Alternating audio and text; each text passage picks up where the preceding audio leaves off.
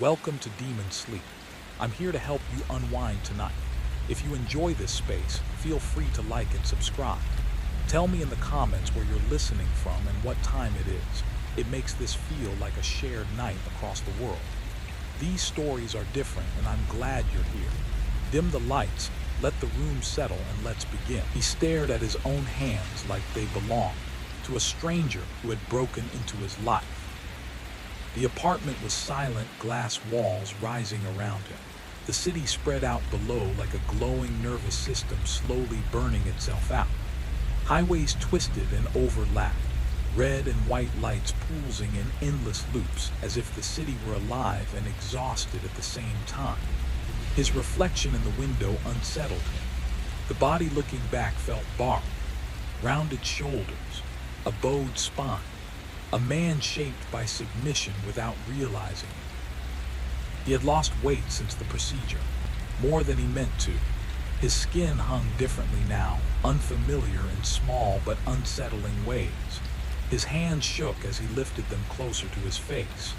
Thickened skin where there hadn't been any before. A healing scorch across his knuckles. Beneath one nail, a bruise bloomed dark and slow, like ink spreading through water. Injuries he couldn't remember earning. His phone vibrated softly. 11:47 a.m. 13 minutes left. The icon on the screen pulsed like a quiet heartbeat, patient and unavoidable. He had named the time himself, long before the brochures and consent forms adopted it. The company had given it a sterile title, something polished and reassuring. But everyone involved used his word now. The waiting room. That was where he went each day while his body paid its debt. 12 hours at a time, every day. 18 months straight. Streets, medians, freeway shoulders. His body cleaning a city that never stayed clean. The alternative had been prison. The math had been simple. The consequences were anything but. Another chime. 8 minutes. Behind his left ear, beneath the skin, the implant sat quietly, a small raised knot he no longer noticed unless he thought about it. The doctor had smiled when she explained it, calm and practiced. Reversible, she'd said. Safe. A few people experienced confusion afterward. Stray sensations. Memories that didn't quite belong. Nothing permanent. She had said that part quickly. 5 minutes. Outside, the city moved on without him. A police drone hovered at the intersection below, its lenses rotating with mechanical indifference. For a moment, he wondered if it could see him when the shutdown happened. If from above he'd look any different, just another worker in a reflective vest, another anonymous body bent over trash while his mind was somewhere else. 3 minutes. The waiting room crept closer, that strange nowhere space that wasn't sleep and wasn't rest. He had tried to describe it once, sitting across from his therapist, but the words kept collapsing. It felt like standing behind a curtain while someone else stepped onto the stage wearing his skin. He was present but useless, a witness with no lines. 1 minute. He lowered himself onto the leather sofa. The cushions were cool, too cool. His phone rested face down on the table, already finished with him. The system would take over now. There was nothing left for him to do, nothing expected, no effort required. Just surrender. The countdown reached 0. The change didn't come with darkness or sound. The room didn't fade or spin. Instead, the world pulled away in a way that bypassed his senses entirely, as if his awareness were being gently drawn backward through an invisible seam, leaving his body behind to continue without him. The final thing that reached him was the smell. A harsh chemical bite, sharp and industrial, the kind that clung to the back of the throat. Then the waiting room swallowed him whole, opening around his awareness like a silent jaw snapping shut. He came back at precisely 8:00 p.m. The return hit hard. His stomach lurched as if an elevator cable had snapped and caught itself at the last second. He was still on the sofa. Same angle, same folded hands, same quiet apartment. But half a day had vanished without leaving a footprint. Except his body disagreed. He stood and his right knee collapsed beneath him. Pain flared instantly, clean, focused, almost clinical. He grabbed the sofa to keep from falling, breathing through it, teeth clenched. This wasn't soreness. This was damage. In the bathroom mirror, the truth waited. His left forearm bore a raw red mark, skin stripped and angry, like it had been dragged against something rough and unforgiving. 2 fingernails were torn down to exposed flesh. Dark bruises bloomed along his ribs in patterns too specific to be accidental. They looked planned, measured, almost intentional. He found the painkillers, dry swallowed too, then sat on the edge of the tub, staring at the wound on his arm. His mind scrambled for explanations. Trash collection, debris removal, public labor. None of it made sense. Nothing he'd signed up for involved restraints. As he watched the inflamed skin, something slipped. For a fraction of a second, the pain changed. It wasn't the ache of an injury already done. It was motion, friction, pressure. The sensation of rough fiber biting into skin while his arm pulled against resistance. Heat, strain, panic. He gasped and yanked his arm back, nearly losing his balance. The feeling vanished instantly, leaving only silence and his pulse pounding in his ears. He froze there, breath shallow, heart hammering. That hadn't been imagination. It had arrived fully formed, complete, precise, alive. Not pain remembered, but pain happening. That wasn't supposed to exist. The waiting room was meant to be blank, empty. A pause. No memories crossed the boundary. That had been the promise. Yet what he felt carried the weight of experience, like a memory slipped into the wrong mind. And it didn't stop. Over the next few days, the leaks grew bolder. At his desk, staring at a screen, he would suddenly feel motion ignite in his legs. Not soreness, not fatigue. The active rhythm of running, muscles firing in coordinated bursts, breath sinking to a pace he wasn't choosing. 3 seconds, 4, then gone, leaving him dizzy and confused. Sometimes his hands betrayed him. While pouring coffee, his fingers shifted the mug with a careful, practiced adjustment, the kind of precise correction that came from someone relearning how not to spill. The movement startled him. It hadn't been deliberate. It hadn't even felt like his decision. Someone else knew how to use his body. In therapy, he smiled and said he was managing. When asked about sleep, he said it was normal. Both answers were lies. What haunted him wasn't dreams exactly. It was fragments, sensations detached from story. The coarse scratch of institutional sheets against bare skin. The faint echo of footsteps in long corridors. The weight of effort without knowing what the effort was for. Pieces of another life, surfacing where they didn't belong. And somewhere deep inside him, a quiet fear took shape. The waiting room was no longer empty. The fragments grew sharper. Too clean, too scrubbed. The scent that clung to him was a blend of harsh disinfectant and something unmistakably human beneath it. The same odor lingered on his skin every evening, as if his body had been returned to him freshly processed. In the half-sleep between waking and panic, he heard machines marking time, steady pulses, mechanical breaths, sounds that felt less like care and more like a countdown. Sometimes there was nothing at all. A horrifying blank where awareness of his own body should have been. He would will his limbs to move and feel nothing answer back. He would try to scream and discover there was no sound, no air, no control, just the suffocating certainty of being locked inside a body that no longer obeyed him. He woke from these flashes choking on breath, hands clawing at sheets. It took long seconds, sometimes minutes, to confirm reality. His legs moved when commanded. His fingers curled on request. He was still in charge. Except for half of every day. By the 18th week, the injuries had escalated. Perfectly round burns appeared on both forearms, angry and blistered, the kind left by prolonged exposure to corrosive cleaners.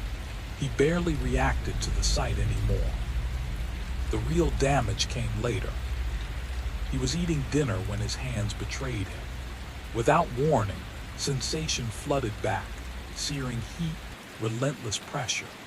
The memory of forcing his own skin against something burning, holding it there while every nerve begged for mercy. His fork clattered onto the plate as his hands shook violently, trembling with pain that had already happened somewhere else. 5 seconds, maybe less. But in those seconds, understanding settled like a weight on his chest. The waiting room wasn't vacant. A piece of him was there, watching, feeling, enduring, and now it was bleeding through. Thursday left him with a swollen eye, purple and deep. That night, as he brushed his teeth, the moment replayed, not visually but physically. The crunch of impact, knuckles striking bone, the detonation of pain behind his eye. He dropped the toothbrush and gripped the sink until the sensation burned itself out. When it ended, tears slid down his face. He didn't know if they belonged to him. Friday marked his wrists. Raw rings of damaged skin encircled them, unmistakable. Along with them came a vision that didn't feel imagined, standing at the edge of an overpass, traffic roaring far below. His body leaning forward, testing balance, flirting with gravity. Not falling. Not yet. Just practicing.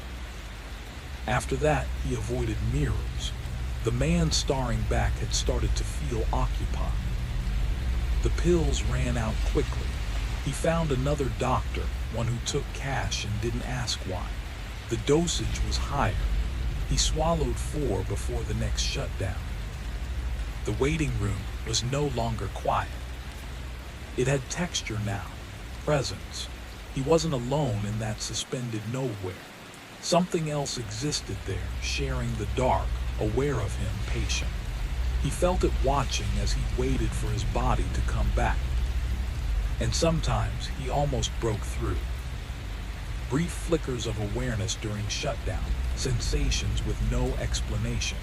Asphalt under his feet, wind tearing past his face, muscles driven beyond exhaustion. Once unmistakably, he felt laughter burst through him. Real laughter, bright, alive, joy surging through his nerves like electricity. When he woke at exactly 8:00 p.m., his cheeks were wet. And he didn't remember why.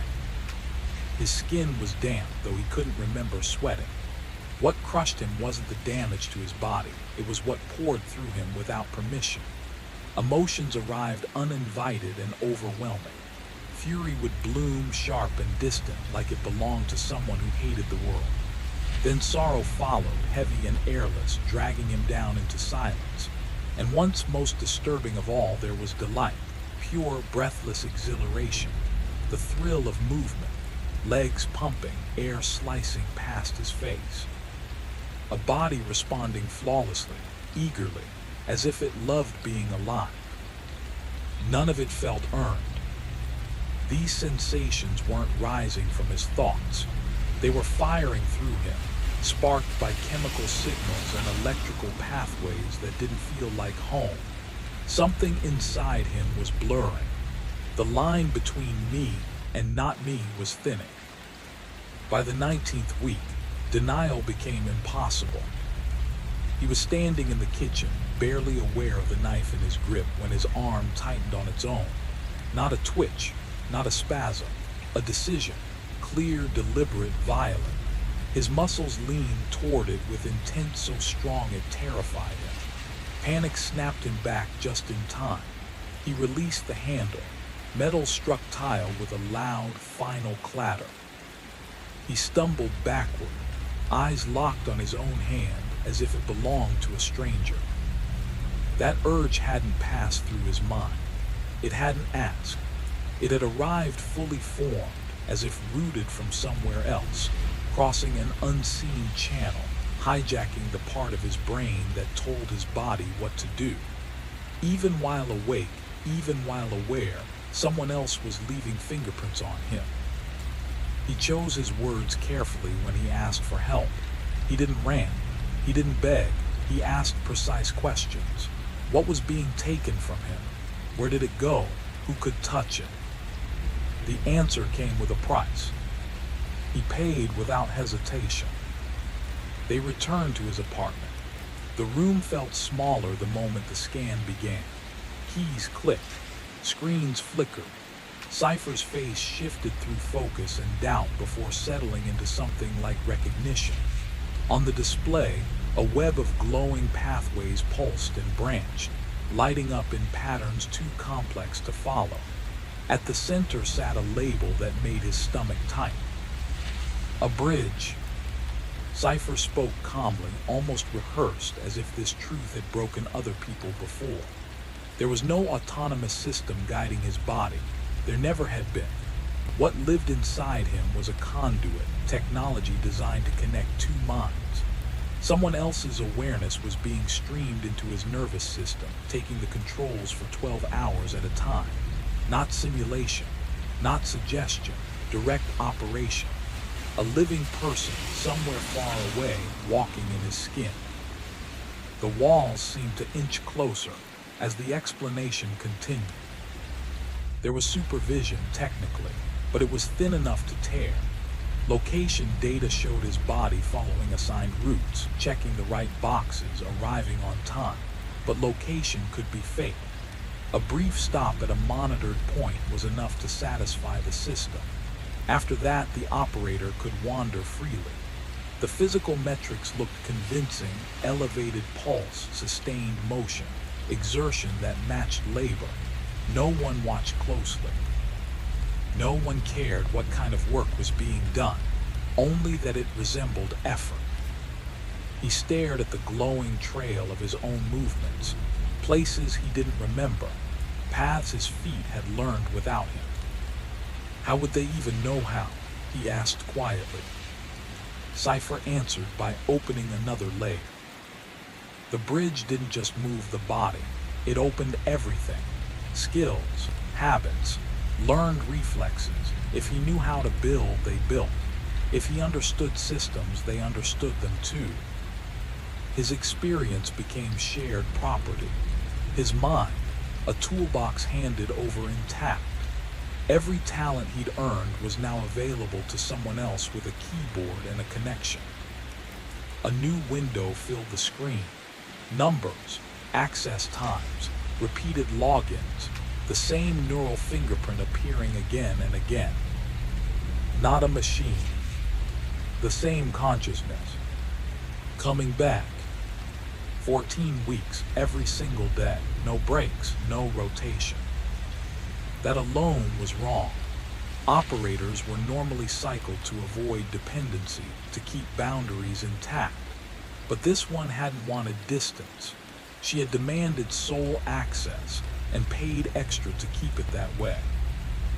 David finally asked the question he'd been avoiding. Who was Cypher really working for? The answer didn't come quickly. An hour slipped by as encrypted vaults were opened, safeguards unraveled, layers peeled back one by one. Then Cypher stopped typing. Slowly, they turned the laptop toward him. A photograph filled the screen. A hospital badge. A teenage girl in a pale gown, dark hair pulled back, skin drained of color. Her eyes were barely open, dulled by medication. Beneath the image, a name. Isabella Serrano, 17. Below that, clinical words that felt like blunt instruments. High spinal injury, paralysis from the neck down, no expected recovery, cause, vehicle collision, date stamped clearly beneath the report. September 14th, 2031. The room lurched. That date wasn't distant history. It lived in his bones. The same day he'd been glancing at messages while driving north. The same stretch of highway. The same moment his car eased into the wrong lane.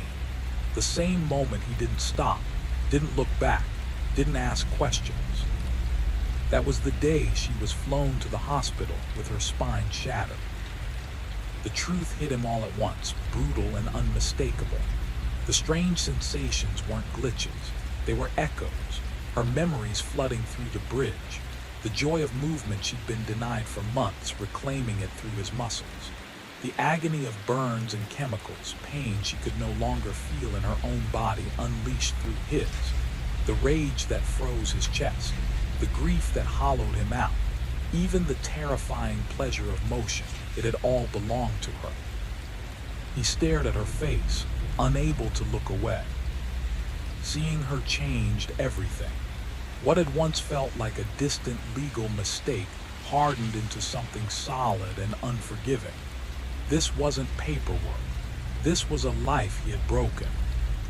Cypher spoke softly, almost clinically. The system favored matching victims with those responsible whenever possible. According to their metrics, it worked better. Victims found release. Offenders felt consequences that couldn't be ignored. Suddenly, the pattern made sense. The injuries, the deliberate harm. This wasn't community service. This was retribution. She was borrowing his body to express everything trapped inside her, to remember motion, to release fury, to reclaim sensation in the only way left to her. And she wasn't sealed off from him. The connection wasn't clean, it leaked. Their thoughts brushed against each other. Awareness overlapped. She could feel him dimly but distinctly, and he carried her presence constantly, like a shadow behind his eyes. They weren't just sharing a body. They were sharing consciousness. Two lives pressed into one fragile frame. David's voice shook when he finally spoke. Can it be stopped? Cypher didn't answer right away. Cypher laid out the options with careful detachment. The connection could be sabotaged. The bridge could be forced into failure. The sequence scrambled beyond recovery. Technically, it was possible. But it wouldn't be quiet. The system would notice. Alerts would cascade. Auditors would arrive. His arrangement would be revoked, and the leniency he'd been granted would evaporate. No more shared sentence. No more structured penance. Just the original judgment enforced in full. 3 solid years, locked away and disconnected from everything. David looked down at himself. The bruises that never quite faded. The stiffness that lingered in his joints. 14 months still remained. If Isabella continued to use him the way she had been, what condition would his body be in by the end? And yet, if he chose to sever the link, she would lose more than access. She would be returned to a motionless bed, sealed inside flesh that would never answer her again. No outlet, no release, no way to act on the fury and grief he had placed inside her, and he would lose the one punishment that didn't feel abstract, the only consequence that reached his nerves, his breath, his sleep. Leave it, he said quietly. Cypher watched him for a long moment, something unreadable passing across their face. Then they closed the laptop and dismantled the equipment. At the door, they hesitated. This case is unstable, they said. The neural patterns aren't settling the way they should. I'll keep an eye on the remote streams. If anything shifts, you'll want warning. When the door shut, The silence felt heavier than before. Alone at last, David understood what this sentence truly was. Not pain alone, not labor. It was intimacy without consent, identity worn thin, the slow collapse of separation, sharing skin with someone who had every right to despise him. The space inside his head was no longer empty. It was occupied, a waiting room where neither of them fully left, where neither fully ruled. Half the day he became the vessel, half the day she became motion again. And the cruelest truth was that some fragment of him remained awake through all of it, feeling her anger ignite in his chest, absorbing her sorrow as if it were his own. She wasn't teaching him what he'd done with words. She was making him inhabit the loss. As the weeks passed, the overlap worsened. Sensations crossed without warning. He'd be chewing and suddenly taste the bland, metallic sameness of institutional meals. He'd step into the shower, and his skin would remember coarse sheets and immobility, memories that didn't belong to his life. The worst moments were the absences. Brief, merciless flashes where he would will his body to move and nothing happened. Seconds only. But in those seconds he fell into her reality completely, locked inside flesh that refused him, panic without volume, terror with no exit.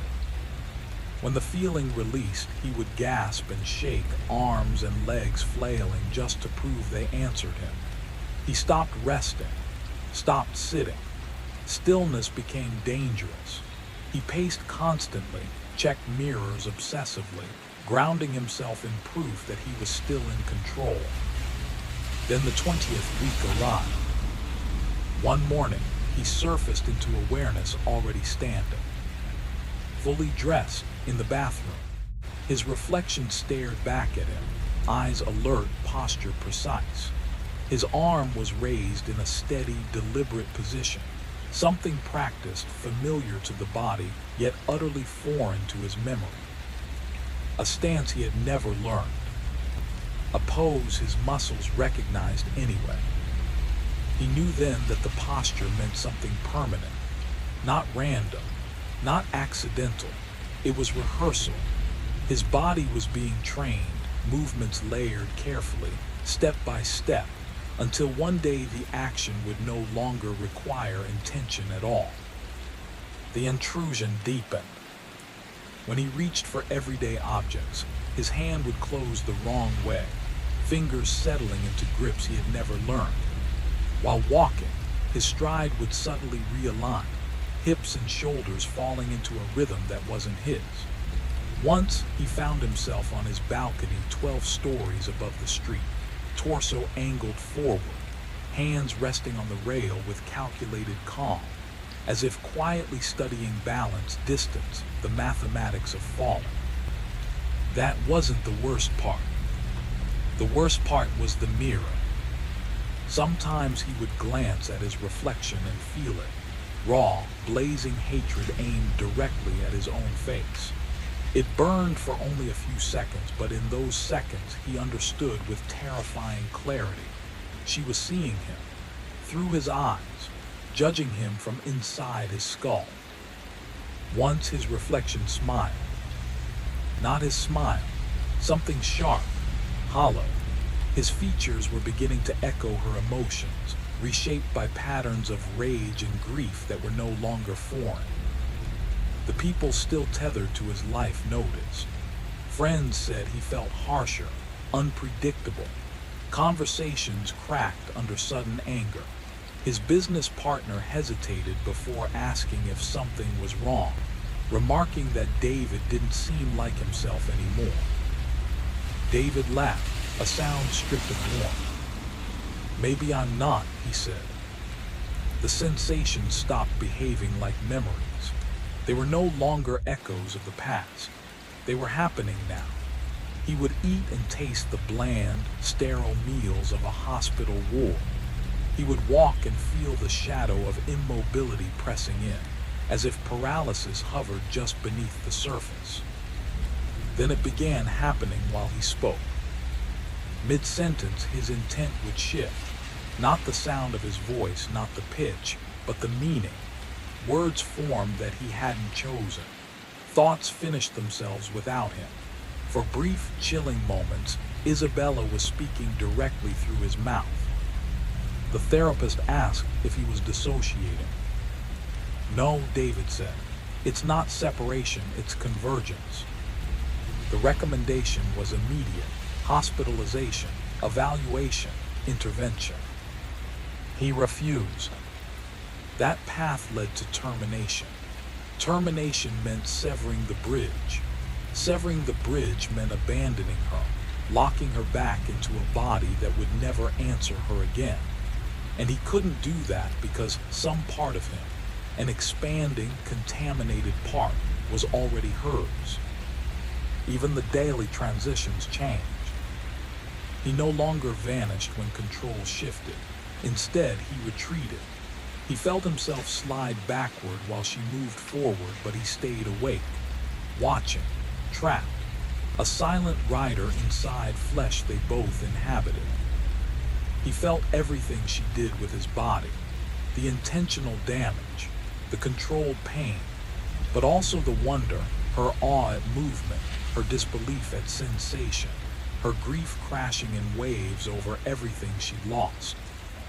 When she ran along the shoreline, exhilaration surged through him alongside terror. When she burned his hands, her fury tangled with his guilt.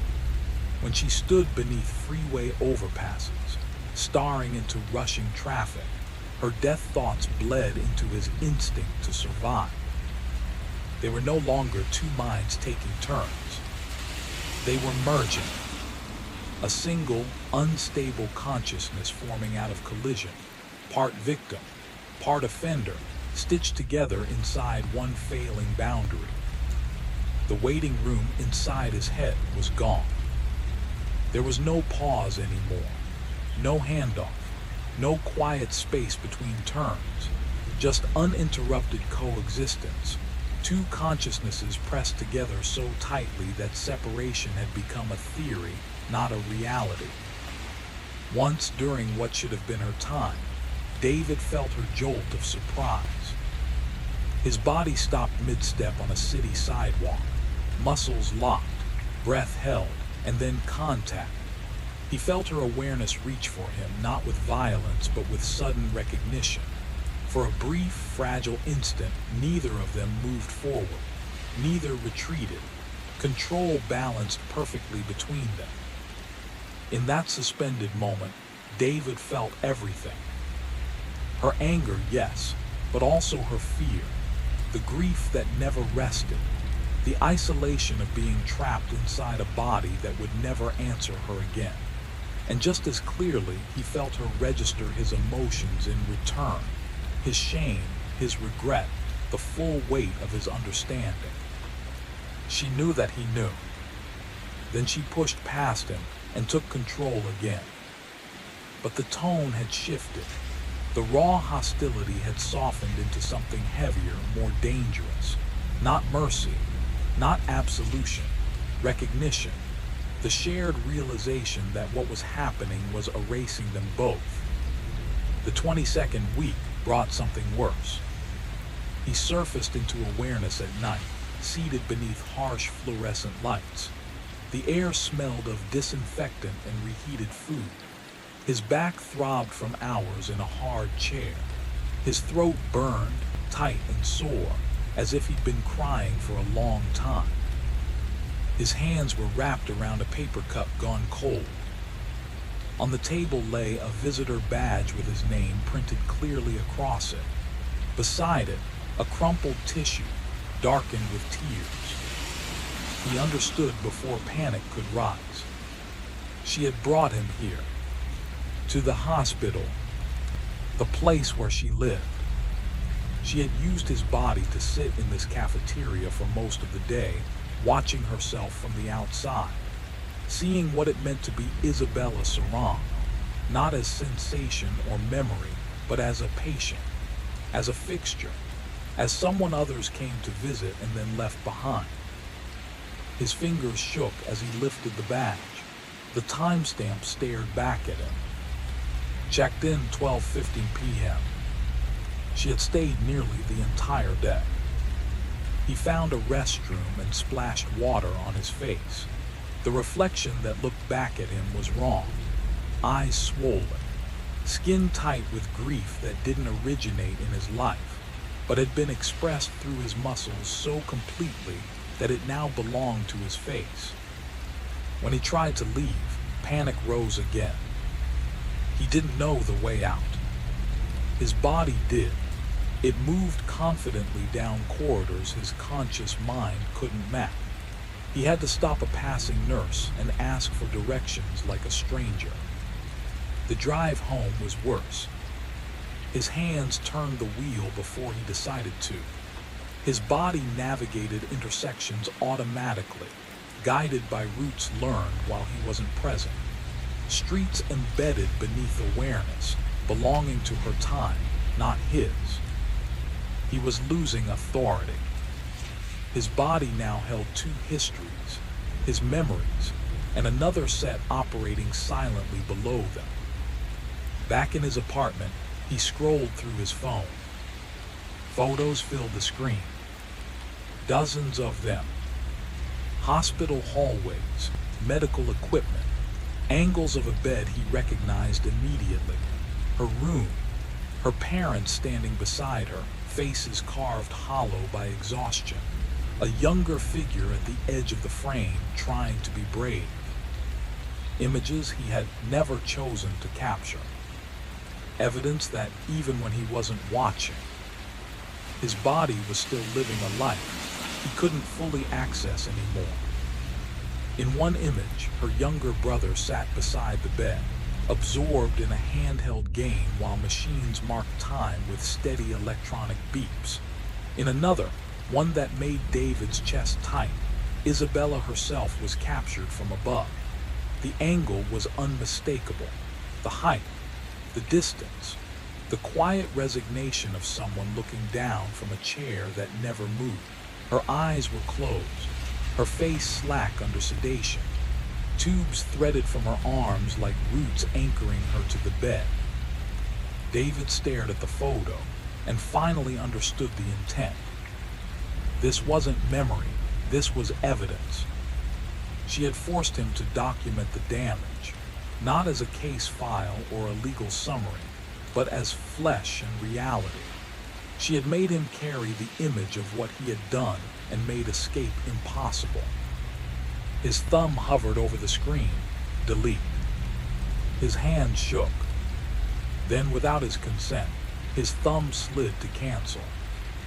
The phone remained unchanged. David dropped it as if it burned, stumbling backward, heart hammering. Something inside him had acted without asking. Not during shutdown, not during transfer, now. The erosion was speeding up. She wasn't just borrowing his body anymore.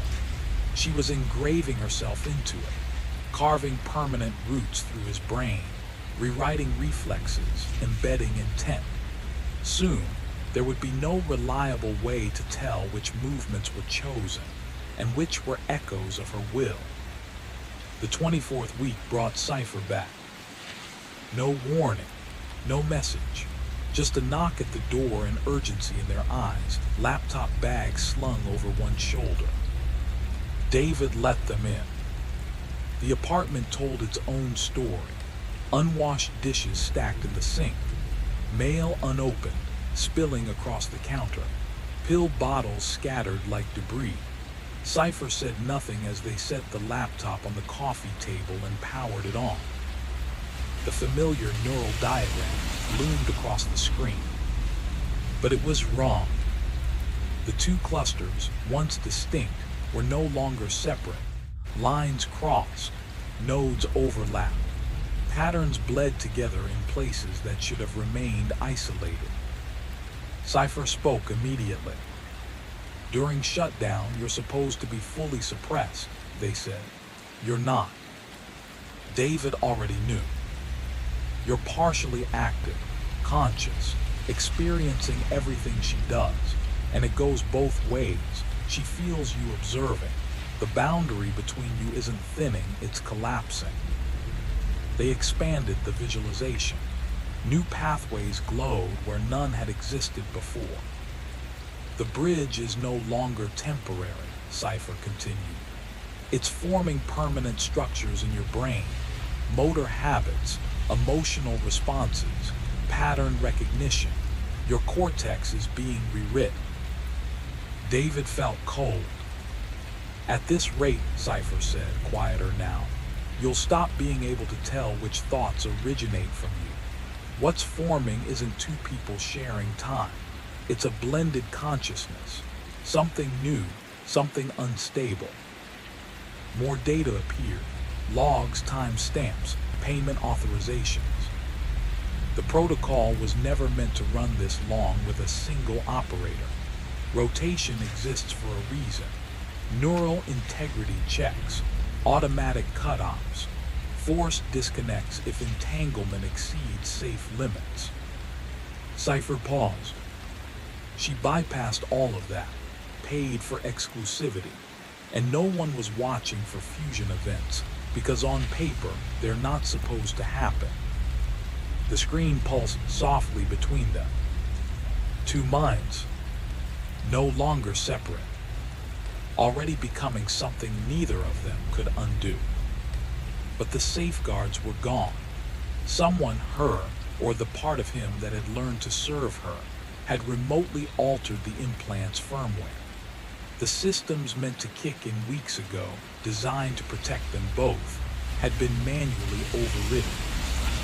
She had used his own knowledge against him, his understanding of system architecture, his admin access to Penance Technologies' back end, privileges he'd earned while reviewing the code during his legal evaluation. She had been disabling the protections piece by piece, quietly, deliberately, until there was nothing left to stop the convergence. This wasn't just revenge, this was total merger. Whether she had intended it from the start or only realized it too late didn't matter. The outcome was the same. The fail-safes were gone. The bridge was unstable. It could collapse at any moment. Cypher laid out the stakes. They could crash it, but David had to choose, and soon. 1 month, 2 at most. After that, there might be no going back. Outside, the city hummed with ordinary life. Inside his skull, two minds pressed together, compressing, folding into one another. Cypher closed the laptop. 3 possible outcomes, they said, voice steady, but eyes sharp. Clean separation when the sentence ends. Both of you walk away intact. Permanent fusion becoming something neither of you fully recognize, or catastrophic failure. David didn't need clarification. He already felt it, the strain, the overload. The hardware wasn't designed for this. 2 fully merged consciousnesses in one brain. Feedback loops, cascading failures, neural tissue burning under the strain. Fatal. With the safeguards disabled, option 3 was all but inevitable. Every deep merge increased the load. Every borrowed impulse, every flash of sensation pushed the system closer to critical failure. When the implant failed in an active bridge, no one survived. No precedent, no recovery, just incineration of the living connection inside the skull. He thought of the phantom memories, the movements that no longer felt foreign, the waiting room where both of them had once existed side by side. "Leave it," he whispered. Cypher's face hardened. "You don't understand. This isn't punishment anymore. The implant is going to kill you probably within weeks, and when it does, she'll be connected. The feedback won't spare her. She could die too or wake broken." David's chest tightened. This is what I deserve." Cypher said nothing. They packed their bag, paused at the door. "It's your choice," they said finally. "You can't save someone who won't save themselves." Then they were gone. David sank into the darkness of his apartment, waiting. waiting for 11:47, waiting to slip back into the space where both of them existed together, waiting for the boundaries to dissolve, for the self to become negotiable, for the collision of two lives inside one body to continue, unstoppable, inevitable, and dangerously intimate. He wondered dimly whether Isabella felt fear now too, whether she understood that vengeance had demanded a price neither of them had calculated, that in tearing him apart, she had also torn down the wall that protected her from him, that she was now carrying fragments of his guilt, his thoughts, his instincts, just as he carried her pain and fury inside his own skull. As the countdown neared, David closed his eyes. Her presence pressed into him, heavy, expansive, settling through his nervous system like gravity. When the waiting room opened, he didn't fight it. He stepped forward willingly, letting the last barriers dissolve, letting their minds flow together into something neither had intended but both had authored. By the 27th week, there was no separation left to lose. Memories no longer had ownership. He would walk down familiar streets and suddenly remember, with crushing clarity, the humiliating work of learning to move again, the failed commands, the body that refused to respond. The memory felt intimate, complete, unquestionable. But it wasn't his. Or sometimes, he would realize he was thinking in a language he had never studied, words forming effortlessly in his mind. His hands reached for objects with exaggerated care, the cautious precision of someone relearning control. Rage would surge when he caught his reflection, so intense he had to shut his eyes to survive it. There was no clean way to tell where one life ended and the other began. On the final day, he surfaced at night in his apartment. A laptop glowed open in front of him. The numbers on the screen didn't make sense at first. Every account empty, every asset sold, investments liquidated one by one, the total balance transferred into a single destination, a medical fund bearing the Serrano name. His hands had spent the entire day dismantling his financial existence with methodical precision, ensuring that when the sentence expired, there would be nothing left to return to. But that wasn't the worst of it. Other windows were open. Emails sent, confessions written in his voice admitting to crimes he hadn't committed, details crafted carefully, believable enough to annihilate his professional life forever, messages posted publicly under his name, acknowledging moral failures both real and invented, lies stitched tightly to truth, impossible to disentangle. Then the texts. To his parents. He read them once and felt his stomach turn. The words were surgical, cruel beyond anger, designed not to lash out but to sever, to destroy the bond beyond repair. She hadn't stopped at his body. She had erased him. His career, his reputation, his relationships, his future, everything that had once defined David Voigt had been undone through actions taken by his own hands, while a fragment of his awareness remained trapped behind his eyes, forced to witness. She had used his mind as the weapon. Passwords lived in his neural pathways. Security habits burned into muscle memory. The rhythms of authentication, the shortcuts, the systems, everything he knew how to do, she now knew as well. The bridge had given her all of it, and she had used it flawlessly. She moved his body with the ease of someone who had lived inside it for years, because in those borrowed hours she had. David slumped into the chair, eyes fixed on the glowing screens. He expected fury, expected the sting of betrayal. Instead, he felt clarity.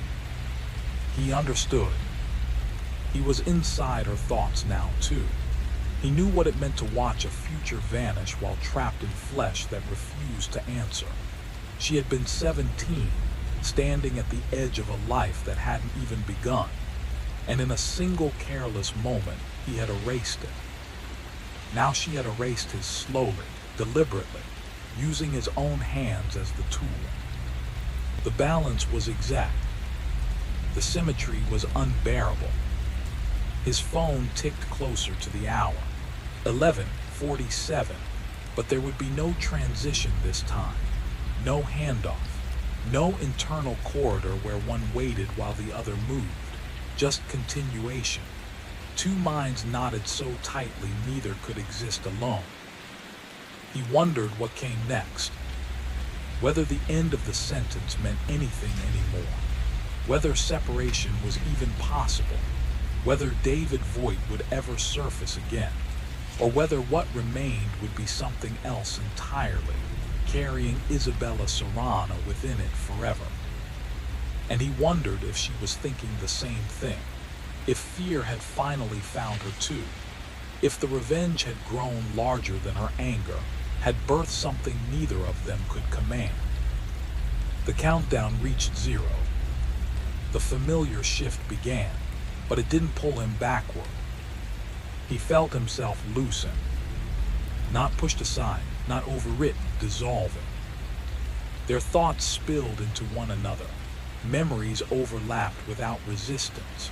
Boundaries collapsed completely. There was no him, no her, only a convergence. And in that moment, David Voigt ceased to exist as a separate self. Or perhaps Isabella Serrano did. Or perhaps both vanished, replaced by something unnamed, something forged from harm and loss, carrying all the memories and none of the identities. The waiting room was gone. Separation was gone. There was only awareness, singular, unfamiliar, impossibly blended, inhabiting a body that belonged to everyone and no one. 3 weeks later, a body was discovered in the hills above Lowe's Angels. Male, mid-30s, a neural implant embedded at the base of the skull. The autopsy cited catastrophic system failure. The implant had collapsed during a shutdown cycle, triggering a feedback loop that destroyed surrounding brain tissue. Cause of death, technological malfunction. No evidence of foul play. A formal statement expressed regret. The bridge program was suspended indefinitely. 17 other participants were removed immediately, their arrangements terminated, sentences reassigned to traditional confinement.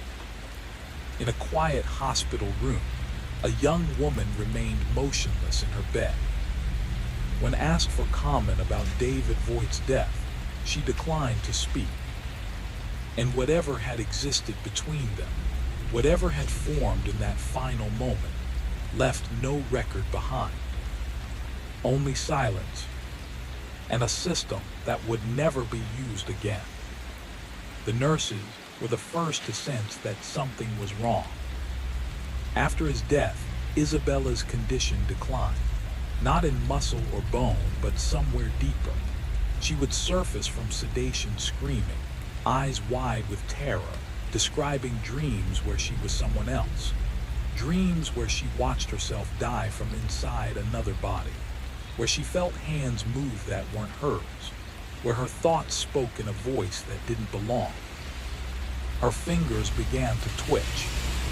Small movements at first, rhythmic, precise, patterns that looked unsettlingly like typing, as if some buried reflex was still searching for a keyboard, still trying to reach a body that no longer existed.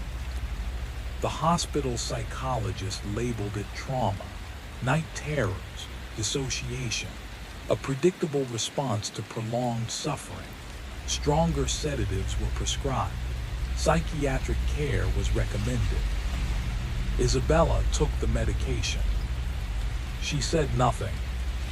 She couldn't explain that the dreams weren't symbolic, that they weren't fear but memory, that she woke some mornings thinking in English, confused by the sound of her own thoughts before realizing Spanish was supposed to come first, that she craved foods she had never enjoyed, that places surfaced in her mind she had never visited, that faces felt familiar without reason. She couldn't explain that David Voigt hadn't truly disappeared, that some fragment of him remained, etched into her nervous system, encoded into pathways the bridge had carved and could never erase. The fusion hadn't ended with his death, it had completed. She was living proof. The hatred that had once burned clean and absolute no longer held. It was diluted now, contaminated by something unbearable. His remorse, his guilt, his understanding. Emotions she had never wanted, now lodged inside her alongside her own pain.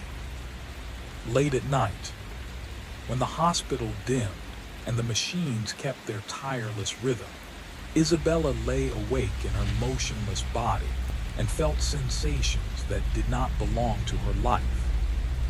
The memory of running barefoot along a shoreline, the bitter richness of expensive coffee, the quiet satisfaction of watching code compile without errors, ghost experiences, borrowed joys. She had destroyed David Voigt, and in doing so, she had become entangled with him, carrying pieces of his mind the way he had once carried her suffering. She was no longer only herself, not entirely him. Something else had taken root. The punishment had succeeded. It had simply punished both of them. Somewhere in the collapsed space where two consciousnesses had merged beyond repair, something continued to exist. A presence without a name, a mind without a clean boundary, trapped, aware, unable to escape the flesh it now inhabited, unable to forget the life it had consumed. The horror was complete, the balance exact. Neither victim nor perpetrator remained, only the consequence they had created together, living on in silence, in paralysis, in memory. A revenge so perfect it could never end. Story 2, The Passenger Who Knew Your Name. The empty ribbon of asphalt with the precision of a man who had rehearsed this moment 1,000 times in his mind. The headlights carved a narrow path through the desert darkness, but Arthur's eyes stayed fixed on the rearview mirror, on Cale's face. The man's breathing grew ragged again, shallow pulls that came in bursts. Blood streaked down his temple and soaked the sleeve of his jacket, the coppery scent thickening in the cab. Yet there was a calmness to Cale's movements, a careful deliberation, as if he knew exactly what was coming. "You know my name," Arthur said quietly, not looking away from the mirror. His voice was even controlled, though his heart beat like a jackhammer. Cale's lips twitched. "I know a lot more than that," he replied, voice hoarse, carrying the weight of someone who had stared at death too many times. Arthur's hands didn't waver. He shifted through the gears with smooth precision, the car responding like an extension of his will. Behind him, the desert rolled by in black and silver streaks, the moonlight glinting off the asphalt. Mile marker 73 was coming up, the exact point where the lives had ended 3 years ago. Cale's hand moved again, brushing the gun inside his jacket. Arthur's foot didn't flinch. He had memorized every detail of this man's history, every pattern, every mistake. The clock on the dashboard ticked relentlessly. 11:48, 11:49. Arthur's breath matched the rhythm of the engine. "You've been waiting for this," Cale muttered. "Waiting to feel something, waiting for the reckoning." Arthur's eyes narrowed. "I'm not waiting, I'm due." The highway stretched ahead like a dark ribbon of inevitability. The air in the car was thick with tension, the metallic tang of blood and fear mixing with the leather and the desert dust that filtered through the vents. Cale watched him, calculating, while Arthur's mind ran through contingencies, escape routes, every variable he could control.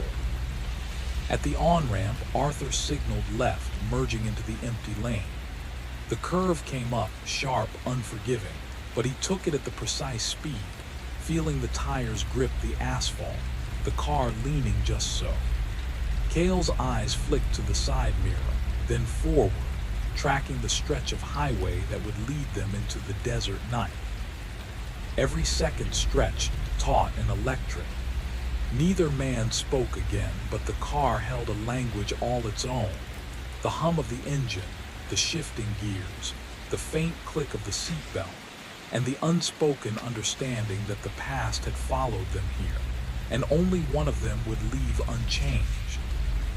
The desert waited, the road waited, and somewhere inside that tense cabin, the reckoning had already begun. Arthur guided the car along the empty stretch of highway, headlights slicing through the night like a knife. The sparse late-night traffic moved northeast, little more than shadows in the desert. For 3 years, Arthur had existed in muted calm, a life lived behind glass. Calm when he found his wife's body. Calm when he scattered his daughter's ashes into the wind. Calm when the detective shrugged and said there were no leads, no witnesses, no justice. The gun pressed lightly against his side didn't change that.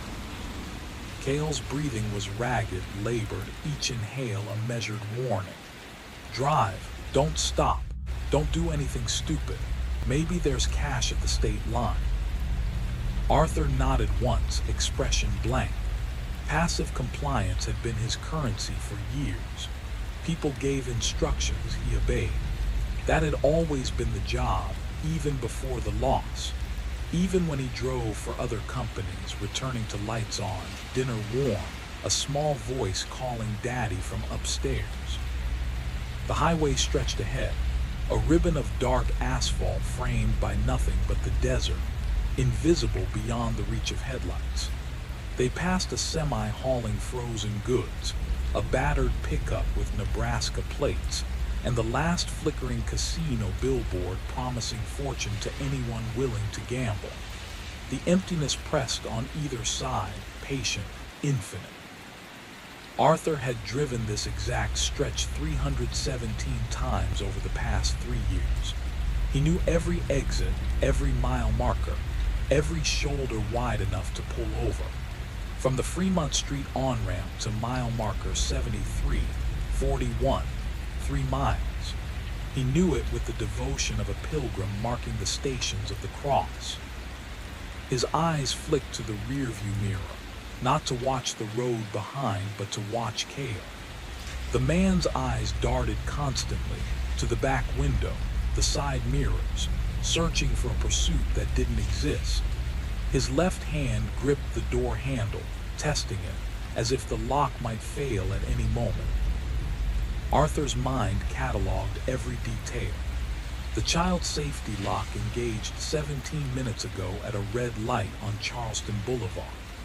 Cale had been distracted by his phone, and Arthur had pressed the button with the casual precision of adjusting the air conditioning. The windows were disabled before his shift even started. A small, trivial rewiring he'd mastered from a YouTube tutorial. Cale muttered confessions between ragged breaths. Robberies, he said, taking from people who couldn't report the crime. The cartel didn't run paperwork. Justice didn't exist. Arthur said nothing. He drove. The desert waited. The highway waited. And somewhere ahead, fate moved quietly in the shadows, patient, inevitable, watching them as closely as he watched Cale. Mischievous idea about timing, where laughter echoed louder than clocks or schedules. That house had been alive, unpredictable, warm in ways that no routine could manufacture. Now, 3 years later, the highway was his sanctuary and his prison, straight lines and measured distances replacing the vibrant disorder he had once cherished. Mile marker 35 slipped past under the headlights. a familiar landmark in a landscape that had become as much memory as asphalt. Cale shifted in the back seat, hands twitching, eyes darting, voice rising in hurried confession. The words tumbled over each other, manic and uneven, and Arthur didn't need to look at him to know what they revealed.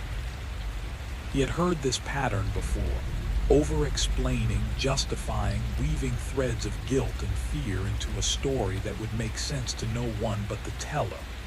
The signs were obvious, the emphatic gestures, the pauses filled with nervous noise, the way he clung to minor truths like talismans. Cale wasn't scared of the cartel, not entirely. No, it was something else. An unspoken terror that made him flinch at passing headlights, rest his finger too heavily on the gun, check the rear window like every shadow might hold judgment.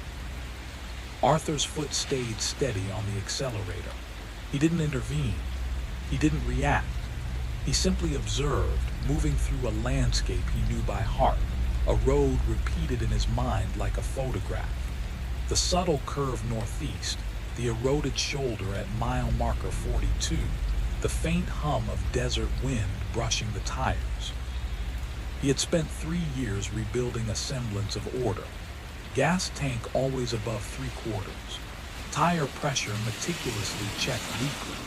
Wiper blades replaced like clockwork, whether needed or not. These small rituals stitched the chaos of life into a fabric he could touch, a semblance of control after the world had stripped him bare. He remembered how his wife had teased him, calling him her beautiful control freak, a title spoken with love, not derision. Her ease with chaos had complemented his rigidity, and Emma, their daughter, had taken that wild, unpredictable spark, the same one that had built fortresses of cushions, told stories with no fixed end, yet somehow left him in awe. He had loved the disorder, the warmth of unpredictability, the laughter echoing in a house alive with imagination. Now the echoes were gone, replaced by the measured tick of tires on asphalt, the regulated rhythm of headlights carving the desert night, and the quiet, tense confession of a man trapped in his own fear behind him. Arthur drove on, the ghosts of warmth and chaos folded neatly into the symmetry of the road ahead. The night hung heavy, a velvet darkness pierced only by the streak of headlights cutting through the empty highway. Arthur's hands gripped the wheel with quiet precision, calm on the surface, but beneath, a storm had been building for 3 years, silent, patient, unrelenting. Everything he had once cherished was gone, snatched in an instant, leaving a void where laughter, chaos, and warmth had lived. Now control had become his only language, his only weapon. Cale shifted beside him, face tightening in pain, pressing against his ribs as though the injury alone could bend the night to his will. Without a word, Arthur directed him to the first aid kit tucked beneath the passenger seat. Cale fumbled for it, revealing gauze, tape, antiseptic wipes, trauma shears, and the quick clot bandages Arthur had carefully stocked himself. He muttered something about Arthur's preparedness, and Arthur answered simply. He liked to be useful. It was truth, bare and unflinching. Before, usefulness had been love. Diagnosing a car noise, fixing a bicycle chain, repairing a leaky faucet, small gestures, quiet acts of care. After the world had taken everything, usefulness became survival, a shield against chaos, a way to remain anchored in the wreckage of life. The wound on Cale's ribs bled steadily, each crimson streak a reminder that pain existed in more than one dimension. He pressed gauze against it, winced, layered more over the first, building a crude but functional pressure dressing. Arthur's reflection in the rearview mirror was calm, almost detached, an observer in his own life. He had studied trauma meticulously over the past year, memorized the signs that separated wounds that killed immediately from those that slowly dragged life away. Cale's injury was bad, but survivable with proper care, which he would never have. Mile marker 42 slipped past, 28.7 miles from the place where everything had ended, and somewhere, impossibly, where it had begun. The first year after the crash had left Arthur in a fog so thick he often forgot where he was, driving routes on autopilot, arriving with no memory of the journey. Grocery stores held cereal boxes for children who would never eat them. Dinner tables bore empty chairs like monuments to vanished lives. 3 years of preparation had led to this. Every route memorized, every exit cataloged, every detail of his world reconstructed into a rigid lattice of control. And tonight, the lattice would face its test. Cale's breathing hitched, the metallic tang of blood sharp in the confined space, and Arthur's pulse remained steady, steady as the road beneath them, steady as the resolve that had been forged in loss. Every twist of the asphalt, every shadow in the desert, every flicker of reflection in the rearview mirrored the calculus of patience, precision, and silent determination. This was more than a drive.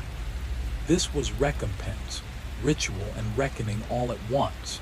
A journey through grief, through skill, through a man who had learned to turn survival into mastery, and mastery into something far darker. And still, the night stretched ahead, endless and indifferent, waiting to reveal whether control, honed over years of absence and loss, would be enough to carry him through what came next. The night was thin, stretched tight over the desert like a taut canvas, and Arthur's hands gripped the wheel with the quiet, unshakable resolve of a man who had been living in the aftermath of a single, violent instant for 3 years. His passengers' words, the landscape, the dark sky, all were secondary to the ritual of control he had perfected. Mile marker 73 had become his cathedral, the place where grief, precision, and obsession converge. Cale's voice cracked, spilling questions about marriage, philosophy, the mechanics of fate. Arthur answered once, no, flat, final, unyielding. His silence was its own language. Marriage, he thought, was a kind of hostage arrangement. You gave someone power over your heart, trusted them not to wield it destructively, and called that trust love. He had entrusted his life, his joy, his daughter's laughter, to someone who held it safely for 15 years. And then, in a single careless instant, it was stolen, destroyed by forces beyond comprehension. The highway narrowed, 2 lanes carved into the night, dotted lines and rumble strips marking fragile boundaries. He maintained a steady pace, careful, almost reverent, while the stars spun silently overhead. He had never learned their names, but he remembered how his wife had pointed them out, weaving myths and stories for their daughter, Cassiopeia's vanity, Orion's hunt, Andromeda's chains, and how Emma had listened with the solemnity of children sensing truths too vast for words. The constellations had been love made visible, a guide through chaos. Now they were indifferent. The universe offered no justice, no mercy, only the cold, indifferent light of physics and chance. Cale muttered, voice ragged, about choices and consequences, about waking to find oneself bleeding in a stranger's car, a gun in hand, and realizing the person staring back from the rearview mirror is someone you recognize too late. Arthur heard the words, the faint edge of panic behind them, and let them wash over him like wind over asphalt. Every decision, every moment, every act had led here. There was no mystery in the path, only the cumulative weight of 3 years of silent preparation, of obsessive care, of measured responses and quiet observation. The gun didn't scare him. The blood didn't frighten him.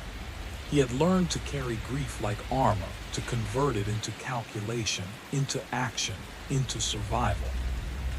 And still, mile marker 73 loomed ahead, not a destination but a witness, a place where physics, fate, and human failure intersected. Arthur had returned here countless times, tracing the lines of memory, seeking patterns that never existed, searching for meaning in a universe that offered none. But tonight the road was his altar, the wheel his offering, and the night stretched before him, a testament to loss, to precision, and to the fragile, terrifying power of control in a world that had already taken everything. The headlights carved a narrow path through the night, revealing mile marker 51 in a fleeting glance before it disappeared again into the darkness. Arthur felt the familiar tightness in his chest, like walking down a hallway with no doors, every choice narrowing, every step predetermined by invisible forces. 3 years of obsession had brought him here, tracing patterns, anticipating behaviors, shaping events so that Cale would end up in the back seat of his car. Every whisper, every suggestion, every subtle maneuver had been a stone laid on the path. And yet, it didn't feel like choice. It felt like obligation, inevitability. People can always choose differently, Arthur said quietly, almost to himself. Cale laughed, bitter and hollow, as if the joke had already been told and the punchline had been fake. The air grew cooler as the road climbed, thin and crisp with elevation. Arthur adjusted the heater slightly, but the cabin remained close, recycled between 2 sets of lungs. He cracked the window just a fraction, letting in the sharp scent of creosote, dust, and the endless desert beyond. The smell pulled memories forward, memories of a camping trip with Emma. She had been tiny then, her eyes wide with fascination as she wandered among the rocks, cataloging each lizard, each plant, each hidden treasure with the intensity only a child possessed. His wife had fretted over scorpions, snakes, and heat, but Arthur had followed at a distance, silently watching Emma discover the world. That night in the tent, his wife had whispered about making time for more adventures, escaping the city, showing Emma that the world was larger than strip malls and traffic lights. Arthur had nodded, had already imagined their next trip, marked trails to explore, campgrounds to pitch in. But life had intervened. Responsibilities, schedules, inertia, until it was too late. All that remained was one memory, a horned lizard basking on a sunlit rock and Emma's delight at finding it. Arthur gestured toward the water bottles in the passenger side pocket. Cale reached for one, his hand awkward but deliberate, the gun still loosely trained on Arthur. He drank in long, desperate gulps, then muttered something about Arthur being a good Samaritan, probably burdened with a strange obsession with helping others. Arthur didn't respond. He just drove, the road stretching ahead like a corridor with no exit, carrying grief, precision, and memory along with him into the desert night. The night Arthur remembered most wasn't just dark. It was a wound that never fully healed.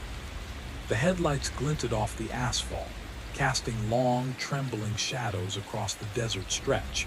But what haunted him wasn't the road. It was the choice he hadn't made. He should have been behind the wheel that night. He should have been the one to shoulder the risk. Instead, he'd stayed home, glass of wine in hand, letting fatigue and comfort dictate decisions that would cost everything. His wife had insisted she could drive. He'd nodded, silent, surrendering control. And in that brief surrender, the world shifted irreversibly. Arthur had replayed the sequence of seconds 1,000 times in his mind. If he'd been driving, he might have seen the other car sooner, swerved differently, or absorbed the blow himself. Perhaps he would be the one gone, but he was. They were.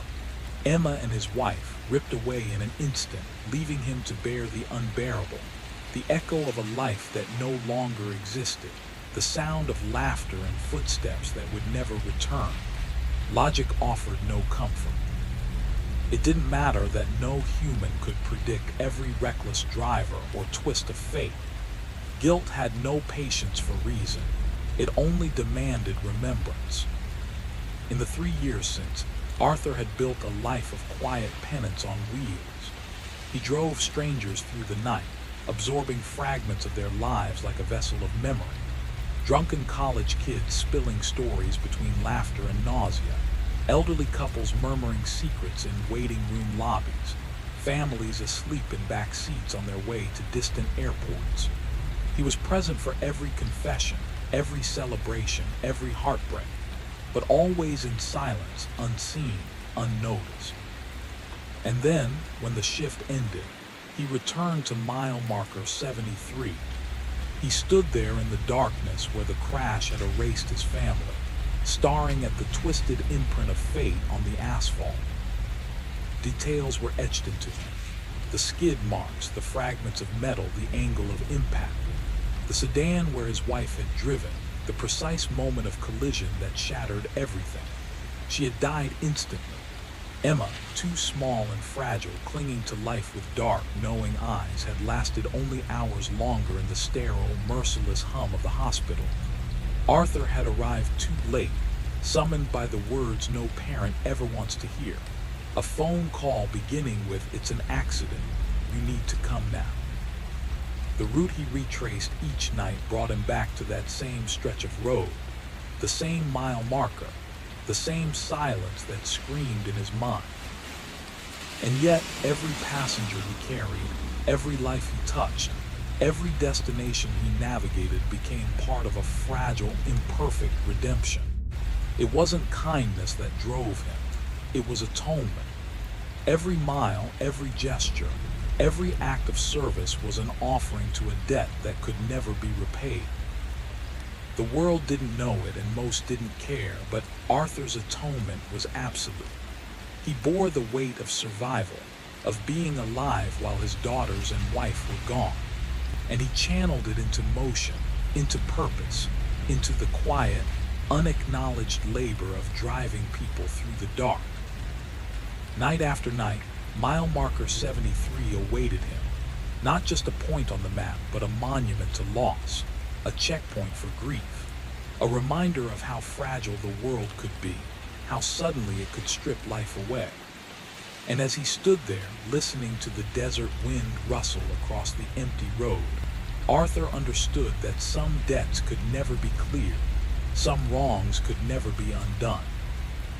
All he could do was move forward, wheels turning, hands steady, heart heavy, carrying pieces of the past with him into the uncertain, star-strewn night. Arthur arrived at the hospital without realizing he was stepping into the place where his life had fractured forever. The emergency room buzzed with fluorescent indifference, yet in the corner, Detective Reeves waited, her expression heavier than any words could carry. One glance told him everything before she even opened her mouth. They let him see his wife first. She lay there unnervingly still, the hospital's artful arrangement of limbs and features crafting a calm that betrayed the violence hidden beneath. Her skin was warm to the touch, soft and familiar, yet her breath had fled long ago. Arthur pressed his hand against hers, searching for understanding, trying to comprehend how a life so essential could vanish in an instant. Then came Emma. The warnings had been precise. Her injuries were severe. Impossible to sugarcoat. He needed to see her to verify the truth his mind refused to accept. Under the stark white sheet, she seemed impossibly small, the fabric draping her like fresh snow over a distant hill, making the world feel cold and unreachable. That image, the fragile size of her, the quiet stillness, would imprint itself on him for years. Outside, the other vehicle had disappeared into darkness. A gas station camera, 12 miles south, caught a glimpse of a battered, dark pickup. The plates were obscured, the driver's face blurred. Nothing concrete, no justice served. Detective Reeves, weary yet steady, offered her card and a quiet promise. Call if you need anything. Sympathy, not hope. The first year that followed blurred into a haze of medications and mechanical comfort. Alprazolam for panic, Zopidem for sleep, sertraline for the weight of grief. The pills didn't heal, they insulated him, turning raw emotion into distant echoes behind chemical fog. By the second year, Arthur had shed the prescriptions and discovered a piercing clarity, sharp and unyielding as frostbite. Grief no longer softened by pharmaceutical haze. It bit directly, exposing every nerve. He became methodical, obsessive, studying traffic cameras, combing through DMV records through channels that skirted legality yet rewarded patience. He learned to read the signatures of collisions, to spot the subtle deformation patterns left on truck bumpers, the silent messages of impact angles and force vectors. 8 months passed chasing phantoms, following leads that dissolved into dead ends. He traced 3 trucks that matched the general description, only to find each one a false alarm. And through it all, Arthur kept returning to that mile marker, 73, where everything ended, where every calculation and observation funneled into one unrelenting truth. The randomness of fate could be studied, mapped, and measured, but it could never be undone. Arthur had chased so many false shadows that each disappointment felt like another funeral. He would spend weeks studying a truck, learning the rhythms of a stranger's life, convincing himself this time was different, only to realize it was. Every dead end forced him to relive the loss, to accept again that his family was gone and the world kept moving anyway. Then, buried in a forgotten corner of bureaucracy, he found him. It was a routine police impound photo taken weeks after the crash. A truck towed for a minor violation. Ordinary, forgettable. Except in the background, half out of frame, a man stood arguing with the tow operator. His face was blurred by motion, but something in the posture, the tension, stopped Arthur cold. He paid to have the image cleaned, sharpened, analyzed. He paid again to run comparisons. And then a name surfaced. Cale Hutchins. A history that read like a warning label. Reckless driving, prior DUI. Citations stacked like unpaid debts. A man who never learned, never slowed down. A man whose mistakes had consequences for everyone except himself. Arthur stared at the name for a long time, feeling something inside him finally lock into place. He didn't confront Cale right away. He watched. For half a year, Arthur studied him the way one studies weather patterns. Where he lived, a crumbling apartment complex on the east side. How he survived, odd hustles, borrowed money, cheap liquor. Who he avoided, creditors, old friends, responsibility itself. Arthur saw him stumble home drunk on weeknights, dodge phone calls, drift through life with the same careless momentum that had carried him across the center line 3 years earlier. What haunted Arthur most wasn't anger on Cale's face. It was the absence of anything at all. No guilt, no hesitation, no sign that 2 lives weighed on him in the quiet hours of the night. Cale hadn't returned to the place where it happened. He hadn't looked back. He had simply kept going. That was the part Arthur couldn't forgive. Not the crash, because accidents happen, but the emptiness where accountability should have lived. Cale had left broken bodies behind and continued breathing as if nothing meaningful had occurred. The road rolled beneath them. Mile marker 62 vanished into the dark, 11 miles closer. Cale asked how far it was to the state line. Arthur answered calmly, 40 miles. It wasn't true, but the night offered no landmarks, no way to check. Arthur had made sure of that. The navigation system was dead. He disabled it hours before. His phone was powered off, his apartment stripped of anything that could log movement or location. The gas in the tank had been paid for in cash. He had worn gloves when he rewired the doors, when he altered the controls, when he prepared the car for what it was meant to become. 3 years is a long time to plan the end of something. Long enough to think through every variable. Long enough to imagine every failure and build a backup for it. long enough for rage to cool into something quieter, sharper, and far more dangerous. Arthur didn't feel reckless. He felt precise. The highway stretched ahead, empty and obedient, and the night closed around them like a decision already made. Arthur's plan had unfolded so meticulously over 3 years that it no longer felt like a scheme. It felt inevitable. Every adjustment, every contingency, every small calculation had been layered like brickwork, each one supporting the next, until the final structure of destiny stood before him. Cale's breathing had slowed to shallow, ragged pulls. His movements were clumsy, weighted with exhaustion. Blood loss had begun its quiet theft. The body's stores of energy drained faster than his bandages could compensate. A waxy pallor stretched over his face, and a thin sheen of sweat gleamed on his forehead, betraying the controlled climate of the car. "Tell me something, Arthur," Cale rasped, voice raw and uneven. "Ever do something you can't take back?" The question lingered, suspended in the recycled air between them. Arthur paused, weighing it as deliberately as he had every other decision that had brought him here. "Yes," he finally said. Cale leaned forward, eyes searching, voice weakening with each syllable. What do you mean?" Arthur considered it in the methodical, unflinching way he approached everything. He had lost them both, his wife, his daughter. That wasn't action so much as absence, a void he had failed to fill. Failures of protection, failures of presence, failures of simply being in the right place at the right time. And then there was the other thing. The thing that had begun as a spark of justice and solidified over years into an obsession that crowded out every other thought. Arthur had stopped being just a grieving man. He had become a hunter, a shadow moving through the city with a single purpose. "I became someone else," he admitted quietly. 6 months ago, he had refined his nights.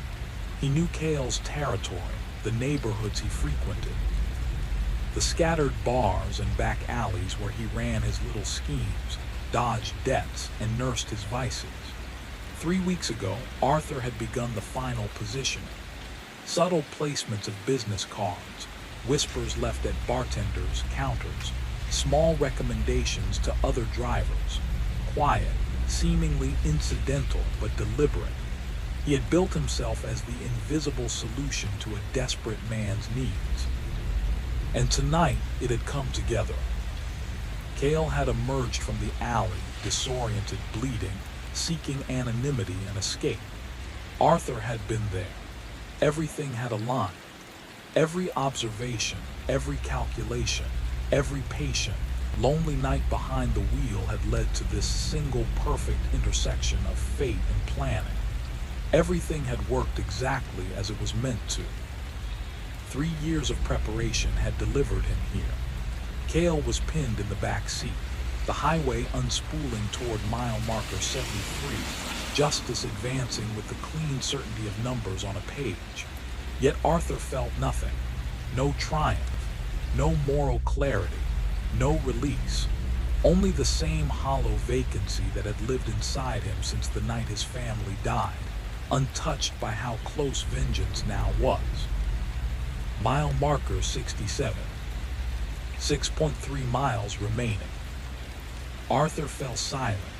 Cale noticed, muttered something about him getting quiet. Arthur brushed it off, said he was focused on the road. That wasn't true. He was focused on everything else. On the way, the darkness ahead seemed thicker, heavier, as if the night itself had weight. On the strange, thin quality of the air at this elevation.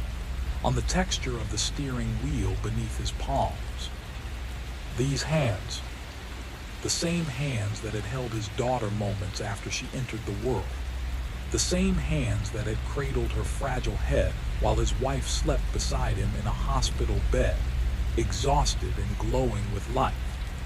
These hands had tied tiny shoes, pushed swings, wiped tears, checked closets and corners for monsters that never existed. And now they were the hands of a man about to kill someone. The transformation felt impossible. But then again, everything about the last 3 years felt impossible. That a family could exist one moment and vanish the next. That the world could keep moving as if nothing sacred had been broken. That Arthur could wake up each morning and draw breath while his wife and child could not. Behind him, Cale began to shiver. The heater hummed, useless against shock or blood loss or the body's late realization that it was failing. His voice changed. Arthur recognized it instantly. The confessional tone, the intimacy people slipped into when enclosed in darkness and motion, when the road ahead erased the world behind them. Cale admitted he'd done something bad once, something he thought about every day. Arthur's foot stayed steady on the accelerator. Cale said it had been an accident, said he never meant for it to happen. But even as he spoke, the words sounded thin. Dead was dead. Intent didn't rewind time. Mile marker 69. 4.3 miles. Arthur's hands ached from gripping the wheel, but he didn't loosen them.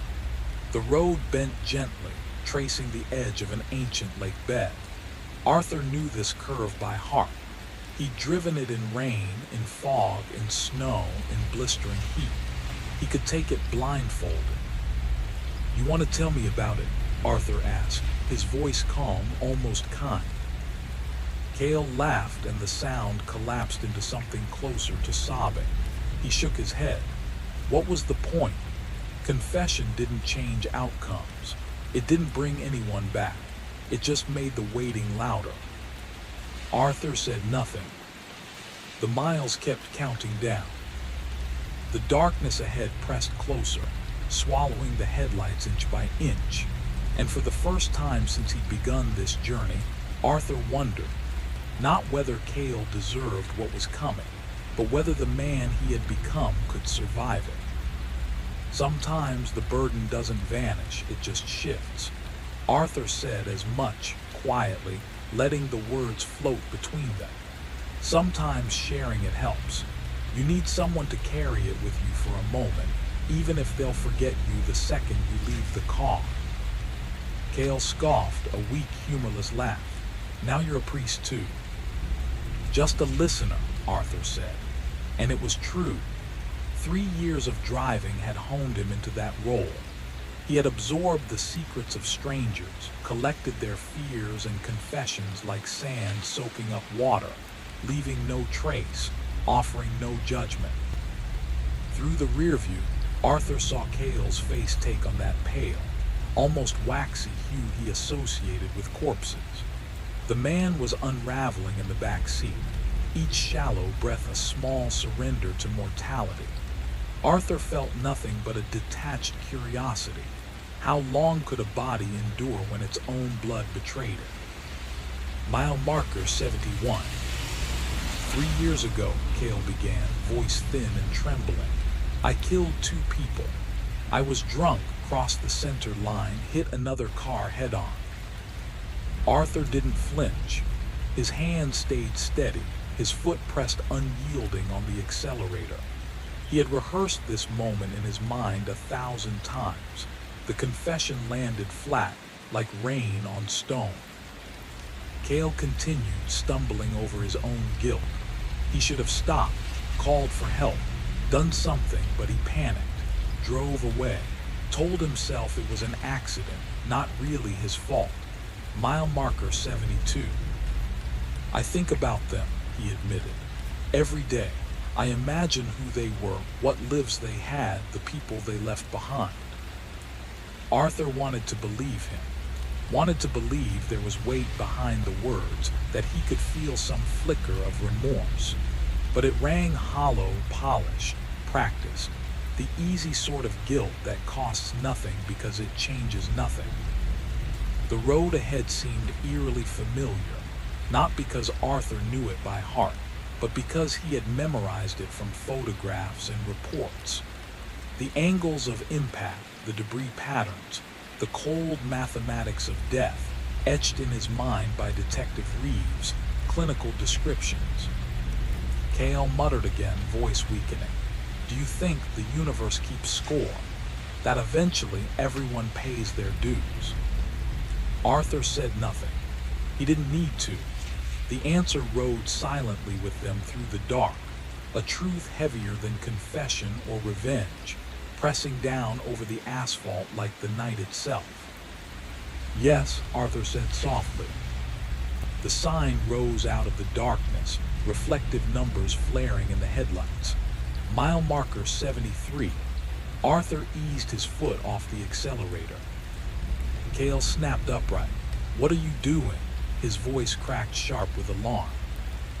There's a ranger station here, Arthur replied evenly. You need medical help. No, don't stop. Just drive, Cale barked, panic flooding his words. Arthur was already guiding the car onto the shoulder. Gravel snapped beneath the tires. He shifted into park and cut the engine. Silence crashed down around them. In that stillness, Cale's breathing sounded enormous, ragged, wet, too loud for the empty desert. Beneath it, Arthur heard the wind sliding across the open lane, a low sigh. Like the earth itself, releasing a breath it had been holding for years. The gun came up fast. Confusion sharpened into fury. What the hell do you think you're doing? Cale demanded, the barrel wobbling as he aimed. Arthur turned fully in his seat. For the first time, he looked directly at the man behind him. The dashboard glow carved Cale's face into hard angles, hollowing his cheeks, pulling shadows deep into his eyes. He already looked half gone. This, Arthur said, calm as stone, is mile marker 73. Cale frowned, not understanding. This is where you crossed the line, Arthur continued. This is where you killed my wife and my daughter 3 years ago. The color drained from Cale's face. Oh, Jesus Christ, he whispered. Arthur didn't raise his voice. He didn't rush. He laid the truth out piece by piece, the way one explains something inevitable. How Cale wouldn't remember, why would he? Why would this stretch of road mean anything to a man who fled and never looked back? How Arthur remembered every second. The phone call, the hospital lights, the way a detective's face can tell you everything before a word is spoken. He told him how he'd watched, learned, waited, how desperation makes people predictable, how tonight hadn't been chance at all. The gun was trained on Arthur now, but Cale's hand shook violently, the muzzle carving frantic arcs through the air. You're not making it to the state line, Arthur said. You never were. Cale lunged for the door handle. It didn't move. He slammed his shoulder into the window. The glass held firm, engineered for exactly this kind of violence. Locks were set miles back, Arthur added. Windows too. A cage 40 miles long. You're going to die here, Arthur finished. Where they die, that feels right to me, like things finally line up. Cale raised the gun with both hands, jaw clenched, trying to steady himself. He drew breath to threaten, to beg, to curse. And then he laughed. At first it was a broken chuckle. Then it swelled, spilling out of him, wild and uncontrollable. The gun lowered as his body folded forward, laughter shaking him so hard it sounded like screaming. When he finally looked up, tears streaked down his face, and his smile was wrong, too wide, too bright. Oh, Arthur, he said, voice glowing with terrible delight. You poor, stupid bastard. Something cold slid down Arthur's spine. Not fear. Recognition. Arthur felt it before Cale spoke. The chill of a miscalculation too late to correct. The sense that a single oversight had already rewritten everything. Cale's voice cut through the car's quiet. sharp and deliberate. You think I didn't know who you were the second I climbed in. Arthur froze, hands tightening on the wheel. I've been seeing you everywhere, Cale continued, the words slicing through the desert night. Across streets, reflected in bar windows, riding in your rearview mirror for 6 months. You really thought you were the only one watching. The night air pressed harder against the glass, cold and accusing. I'm not here for the cartel tonight, Cale said, leaning closer, voice darkly amused. I was here for you. I robbed your house, found your little shrine, the photos, the maps, the timeline. Arthur's hands quivered, despite his effort to remain still. Every detail you've plotted for 3 years, Cale said, almost tenderly, laid bare in your own home. Your little room, your sacred Emma's room. Walls plastered with my face, pins and maps, dates circled like holy scripture. I saw it all. The revelation hit like a physical blow. Every careful step, every hour spent planning, every calculated manipulation now seemed fragile, laughably exposed. And that story back there, Cale said, eyes gleaming, about thinking of them every day, giving them names, lives, he chuckled. I just told you what I figured you wanted to hear. Arthur's chest tightened. The truth, Cale leaned back, spreading his hands. I never gave them a second thought. They were just obstacles, collateral damage. I've had hangovers that hurt more than that night. Each word carved into Arthur, precise and ruthless. The grief he'd carried, the carefully nurtured illusion that his family's deaths had meaning, shattered. Some people moved through the world leaving destruction in their wake and felt nothing. Empathy was not mandatory, it was optional. And for Cale, Arthur's family had meant nothing. Cale's smile widened, pale lips streaked with blood but still alive with cruelty. I let you think you were in control, Arthur. Played along while I got exactly what I wanted. A ride out of the city from the one person who wouldn't call the cops, because you've got your own secrets too. He leaned closer, shadow and teeth and wicked satisfaction. But here's the thing, Cale whispered, his voice a blade in the dark. The really beautiful part. Laughing softly, a sound that blended amusement and malice, echoing across the empty desert. Arthur's hand shook as it rested on the trunk handle. Every rational thought screamed to stop, to turn away, to remember the truth he already carried in his bones. But some primitive part of him, the part that had never surrendered to grief, compelled him forward. He twisted the key, the lock clicking with finality, and lifted the trunk lid. Darkness met him first, thick and absolute, swallowing the feeble light of the car's interior. His heart thumped violently, a drumbeat of hope and terror intertwined. And then the shapes emerged, blankets, some supplies, nothing alive. Nothing. The cruelest truth settled like frost across his chest. It was a trap of fear and anticipation, a final manipulation designed to test the edges of his mind. Arthur's knees weakened and he gripped the trunk's edge, swallowing the hollow ache that threatened to consume him. His breath came shallow, misting in the cold air. Every calculated move, every careful plan, every night spent chasing vengeance had led to this moment. Not triumph, not closure, but a confrontation with the fragility of his own mind.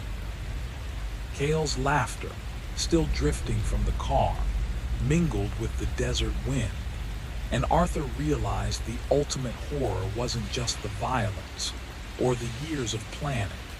It was the realization that even at the precipice of revenge, life had a way of bending expectation, of making the hunted feel as powerless as the victims had once been.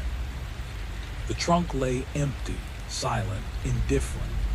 The stars above watched in their eternal patterns, and Arthur understood that grief, rage, and obsession could never truly be balanced. They could only be carried, one shattering step at a time, into the darkness that stretched endlessly ahead. The laughter followed him, sharp and feral, skittering across the empty road like an animal cry meant to warn others away. Arthur slid the key into the trunk and told himself what he had repeated for years. She was gone. She had been gone. This was cruelty, nothing more. Another blade meant to twist inside him. He turned the key anyway. The trunk opened with a soft mechanical breath and darkness stared back. No small body, no frightened child folded into the shadows. Only empty space, the dull scent of oil and rubber, the emergency kit untouched and patient. Nothing waiting, nothing alive. Arthur didn't move. He stood there longer than he meant to, staring into that hollow space as if something inside his chest had shifted position, like bones resetting after a break. The lie was obvious, but the damage wasn't in the lie. It was in the fact that he had looked, that some part of him had still hope, still fear, still obeyed the instinct to protect. Behind him, the laughter turned ragged, wet, punctured by pain. Arthur closed the trunk and walked back to the driver's door. Through the glass he saw Cale slumped low, the gun loose in his hand, his face glowing with a cruel kind of delight even as blood darkened the bandage. "Empty right," Cale called out, savoring it. "Had to check though." Arthur sat down slowly, hands resting on the wheel, eyes fixed on the road ahead. The darkness beyond the headlights felt endless, unbothered by human plans. "That's the difference," Cale continued, voice smug with certainty. "I can live with what I did. You can't even accept that she's gone. You spent years building this, and you still don't have it in you." Arthur let the words settle. He thought of the years measured in preparation, the patience, the quiet obsession. He thought of a child's laugh, of a familiar hand squeezed in reassurance, of all the moments where love had been real and present, and all the moments where he hadn't been enough. Then another thought arrived, calm and clear. He turned the key in the ignition. The engine came to life. Cale's confidence snapped into confusion, then panic. "What are you doing?" he demanded. Arthur eased the car back onto the highway and pressed the accelerator. The speed climbed. The night rushed toward them faster and faster. Cale shouted, threatened, begged. The numbers crept higher as the engine strained, the road blurring into a single, unbroken line. A gunshot exploded inside the car. Glass shattered outward, cracks spiderwebbing across the windshield. Arthur didn't flinch. His hands were steady. He was already turning the wheel, already committed to a path with no corrections left. The car left the road at full speed, carrying them both into the dark, toward a conclusion that didn't feel like justice or mercy. Only an ending, final and absolute, written long before either of them understood what it would cost. Twisting painfully at his side, each step was a negotiation with his own body, each movement a compromise between desire and injury. The fire behind him crackled and hissed, licking at the twisted metal of the car, a hungry predator consuming the wreckage. Cale's screams became distorted, swallowed by the roar of flames and the wind rushing past the ravine. Arthur reached the edge of the highway and paused, gasping for breath, chest heaving not just from pain but from the weight of everything that had led to this moment. He looked down at the car, at the chaos of metal and fire, and understood with a clarity that was almost frightening. Nothing could be undone. Nothing would bring them back. Nothing could change what had been set in motion. Not the revenge, not the planning, not the obsessions that had consumed him. Somewhere deep in the back of his mind, a strange calm settled over him. The hollow emptiness that had shadowed him for 3 years began to feel like a release, not a prison. The road stretched ahead, empty, silent, indifferent. He had survived, broken, bloodied, scarred, but alive. And for the first time in years, he felt the faintest pulse of possibility that life could continue, even after this darkness. Behind him, the fire consumed the last evidence of the night's grim calculus. Cale's voice had faded into nothing. Arthur, breathing ragged and uneven, took one last look at the wreck, then turned toward the desert, toward the unbroken highway, and began walking.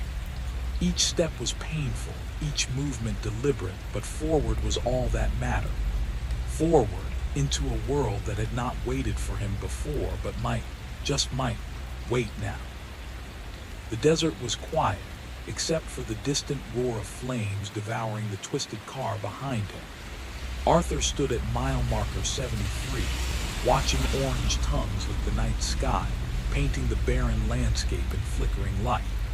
The screams that had clawed at his ears were gone, replaced by a profound, unsettling silence. And then, against the weight of 3 years, a laugh tore from his chest, broken, ragged, and utterly necessary. The trunk had been empty. Emma was gone. She'd been gone for 3 long years. Arthur had scattered her ashes, whispered his goodbyes, and tried to fold her memory neatly into his life. Yet some stubborn part of him had never let go, setting a plate for 2 instead of 1, leaving her room untouched, speaking to her in silent conversations no one else could hear. Therapists had called it magical thinking, a failure to accept loss. But Arthur now understood. It wasn't delusion. It was hope. A cruel, relentless hope that had driven him to open that trunk, even knowing what he'd find. Cale had understood this. He had walked away from death, from destruction, untouched by conscience. Arthur had lived among ghosts, retracing the road to mile marker 73 night after night, believing that presence alone could rewrite fate. The fire behind him flared, reaching the fuel tank, and the explosion lit the desert in a blinding, terrible second dawn. It was absolute and final. Arthur started moving. The highway stretched out before him, empty and silent, a gray ribbon cutting through darkness. His arm throbbed, his head pulsed, every movement a reminder that he was alive, painfully, achingly alive. For the first time in years, he felt the raw immediacy of existence, unfiltered by the protective fog he had carried for so long. Emma was gone. His wife was gone. And Cale Hutchins, who had lived, who had cheated fate for 3 years, was gone too. The universe had, in its cold and impartial way, settled its account. Arthur walked until the first light of dawn touched the horizon, turning the desert into a tapestry of gray, ochre, and brown. The stars faded as the sky bled into morning. He kept moving until a patrol car rolled up beside him, an officer stepping out to ask if he needed help. Arthur paused, taking in the endless, patient expanse of the desert, the lingering smoke from the wreck curling into the sky, a thin testament to what had passed. "No," he said finally, "I'm okay." He turned from the wreck, from the fire, and let the patrol car carry him forward into whatever came next. Behind him, the desert stretched vast and indifferent, mirroring the quiet that had finally settled inside him.